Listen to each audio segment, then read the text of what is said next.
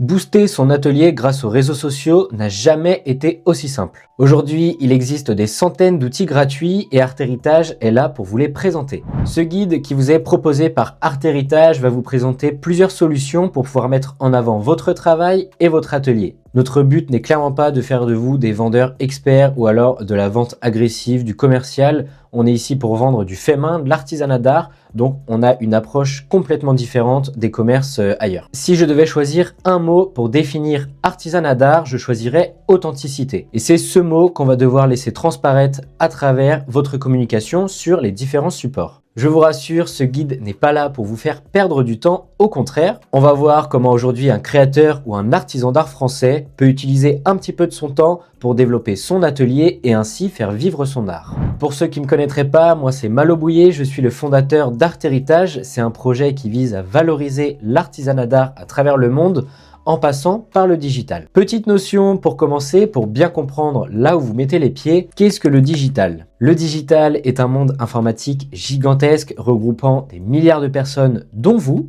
et c'est ce que nous allons utiliser pour développer votre activité. Aujourd'hui, les artisans d'art qui utilisent les réseaux sociaux correctement et régulièrement vont pratiquement doubler leurs ventes. Dans notre cas, nous allons utiliser deux réseaux sociaux, principalement Instagram et Facebook. Avant de commencer, je vais vous demander de penser à votre client type, celui qui se présente le plus dans votre atelier. Spoiler alerte, un client de l'artisanat d'art a généralement plus de 40 ans. Et devinez où est-ce qu'on trouve le plus de ces personnes? Effectivement, c'est sur Facebook. Facebook va donc être le centre de votre activité. Mais alors pourquoi utiliser Instagram? Instagram a une mise en page extraordinaire. Un profil peut ressembler à un mini site web. Dessus, vous allez pouvoir exposer toutes vos œuvres avec une même direction artistique, ce qui va faire que votre profil va être bien homogène, bien présentable. Et sur ce même profil, vous allez pouvoir rediriger les visiteurs vers un site web, vers une messagerie pour ensuite passer commande. Mais tout ça, il ne faut pas le faire n'importe comment, on le verra dans le guide numéro 2 d'Art Héritage. À ces deux outils uniquement, vous allez pouvoir gérer toute votre communication. Je vous conseille d'utiliser uniquement ces deux-là au début pour ne pas vous éparpiller et ne pas vous perdre. Et vous pourrez ensuite un petit peu développer votre activité quand vous serez plus à l'aise, quand vous aurez des idées de contenu à vous étendre sur TikTok et diverses plateformes. Petit gain de temps en plus, Instagram et Facebook font partie du même réseau Meta. Ce qui fait qu'en mettant une story sur Instagram ou sur Facebook, vous pouvez décider de mettre en même temps cette même publication sur l'autre réseau sans passer par l'autre réseau en question. Ce qui est un gain de temps en plus. Concrètement, quel est l'avantage pour un artisan d'art aujourd'hui d'utiliser le digital? Eh bien, c'est extrêmement simple et j'espère que vous y avez pensé parce que c'est la notion la plus importante de votre métier. Ça s'appelle le storytelling. Le storytelling, c'est très simple, c'est le fait de raconter. Une pièce sortie d'usine n'a rien à raconter. Elle a été fabriquée par une machine, elle a seulement été pensée par des hommes derrière un bureau, dessinée et ensuite on les produit à la chaîne.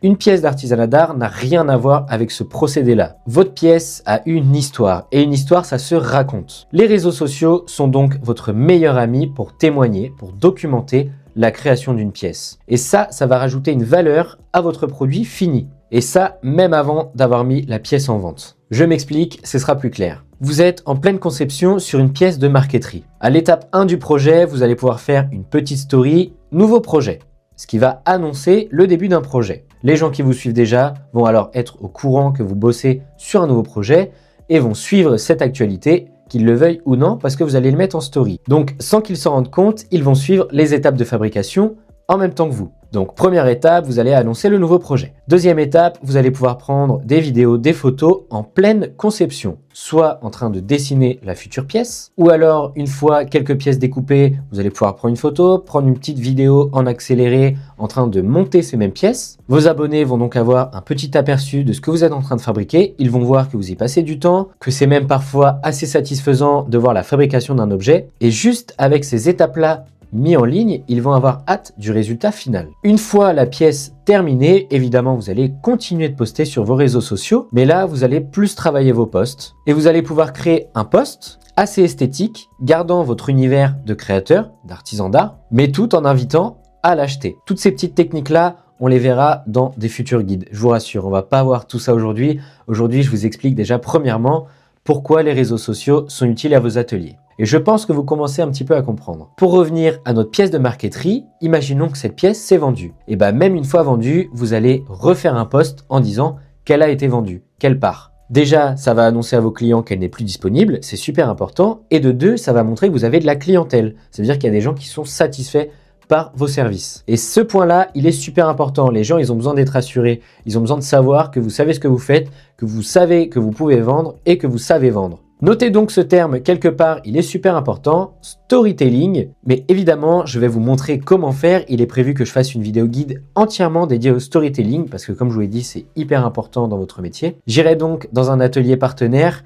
et je me mettrai en scène comme si j'étais un artisan d'art en train de vendre une pièce, fictivement, évidemment. Tout à l'heure, je vous ai parlé d'authenticité. Et ce terme-là aussi, il est super important. Certaines fois, les artisans d'art sont réticents à utiliser les réseaux sociaux par peur de paraître trop vendeurs ou alors ne font pas confiance à ces mêmes réseaux sociaux. Moi, je veux vous prouver qu'on peut utiliser les réseaux sociaux tout en restant authentique et sans dénaturaliser son travail. Aujourd'hui, il est tout à fait possible de garder votre identité de créateur, votre direction artistique sur les réseaux sociaux et même de la créer via des outils gratuits et extrêmement simples. Avec Canva, l'outil qu'on verra dans la prochaine vidéo, je vais vous montrer comment créer une identité artistique numérique. Il vous suffira juste d'avoir un ordinateur portable. Que votre ordinateur date de 10 ans ou un mois, il arrivera à faire tourner ce logiciel et vous arriverez au même résultat. La majorité des posts sur Art Héritage sont créés avec ce même logiciel et ce pour des millions d'entreprises aujourd'hui dans le monde.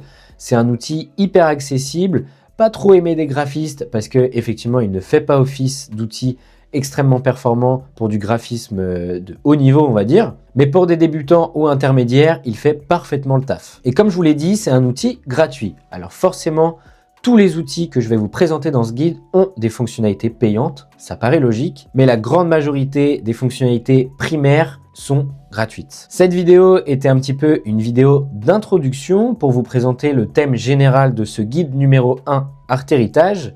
Vous aurez une vidéo qui sortira tous les samedis. J'espère que vous avez pu comprendre un tout petit peu l'intérêt d'utiliser les réseaux sociaux, mais forcément, ça va s'éclaircir au fur et à mesure des guides. Comme je vous l'ai dit, je vais illustrer tous mes propos, notamment pour le storytelling où je vous ai dit que j'allais faire une vidéo complètement dédiée à ce thème. Ce sera le cas pour chaque étape, chaque outil évidemment. N'ayez pas l'impression de perdre votre temps en regardant ce guide ou en allant regarder d'autres guides concernant les outils dont j'ai pu vous parler dans cette première vidéo. C'est du temps que vous allez gagner dans le futur. Aujourd'hui, les artisans d'art ont du mal à vendre partout dans le monde et cela s'explique par plusieurs facteurs. La délocalisation, le prix des articles qui n'est pas compris par le public, le coût de la matière, le temps de production et le grand problème, le manque d'intérêt du public. Ça fait 2 ans que j'ai monté Art Héritage et mon ambition à moi, c'est de faire comprendre au grand public que lors de la fête des mères, des anniversaires de Noël, on peut se tourner vers l'artisanat d'art sans pourtant lâcher un gros billet et je vous assure que c'est des cadeaux qui font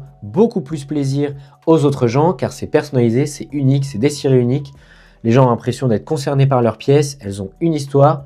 Alors, il faut sensibiliser le public et c'est aussi votre boulot à vous en utilisant les réseaux sociaux, évidemment. J'espère que vous avez compris ce que j'ai voulu vous dire à travers ce premier guide, que vous avez été impacté, que vous avez été interpellé, qui vous aura fait un petit peu réfléchir et surtout que vous aurez envie de découvrir la suite. Avant de vous dire au revoir, n'oubliez surtout pas de vous abonner et d'activer la petite cloche pour ne pas louper la vidéo de samedi prochain. Je vous souhaite de passer une excellente journée ou une excellente soirée. On se dit à samedi prochain sur Art Héritage.